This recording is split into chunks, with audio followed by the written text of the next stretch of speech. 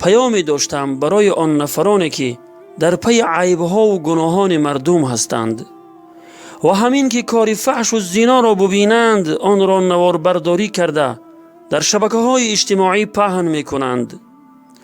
پیامی از جانب پیامبر خدا، بهترین معلم بشر صلی الله علیه و سلم. جناب رسول الله صلی الله علیه و سلم می‌فرمایند: ای کسانی که با زبان ایمان آورده اید، در حالی که ایمان به قلب‌هایتان وارد نشده است مسلمانان را آزار ندهید و به دنبال اسرار آنان نروید، عیب و گناهان آنها را فاش نکنید، زیرا هر کسی که این کار را با برادر مؤمنش انجام دهد خداوند نیز به دنبال عیبها و گناهان او می رود و هر کسی که خداوند با او چنین کند او را شرمنده و رسوا می کند، اگرچه در داخل خانه اش باشد. روایت ترمذی.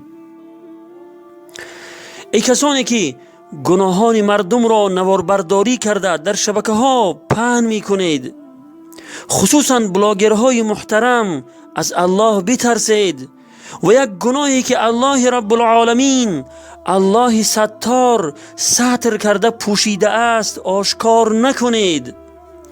شما با این کارتان آبروی یک خانواده را می ریزید و یک خانواده را با این کارتان آزار می دهید. شما خیال می کنید که خیلی کار خوبی کرده اید، ولی در حقیقت گناه بزرگی را مرتکب شده اید. خیال می کنید که با این کارتان پیش چنین بی‌حیایی را می گیرید. نه، این تنها فکر غلط شماست. شما با این کارتان دیگران را به انجام چنین کار گناه جرأتمند می کنید، چون که گناهی که در بین مردم عام شود انجام دادن آن خیلی آسان می شود. این شمایید که با پهن کردن چنین نوارهای زنا و فحشا انجام دادن چنین گناهان را برای دیگران آسان کرده اید. ببینید از پهن کردن چنین نوارها آیا صف چنین زناکاران کم شد؟ این کار شما نتیجه خوب داد؟ نه، با این کارتان به جهانیان نشان دادید که مردم تاجیک چنین و چنان هستند، زناگر و بی‌حیا و فحشا هستند، العیاذ بالله. پس از الله بترسید و بیش از این مردم شریف تاجیک را شرمنده و رسوا نکنید. بترسید از آن روزی که الله مقتدر و توانا به دنبال عیبها و گناهان شما برود و شما را در درون خانه هایتان شرمنده و رسوا کند. و السلام علیکم و رحمت الله و برکاته.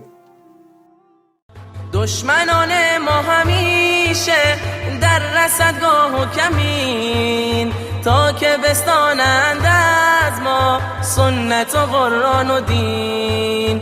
ره رو به راه محمد باش و اصحاب کرام، باد بر آنها دروده بی عدد هر صبح و شام.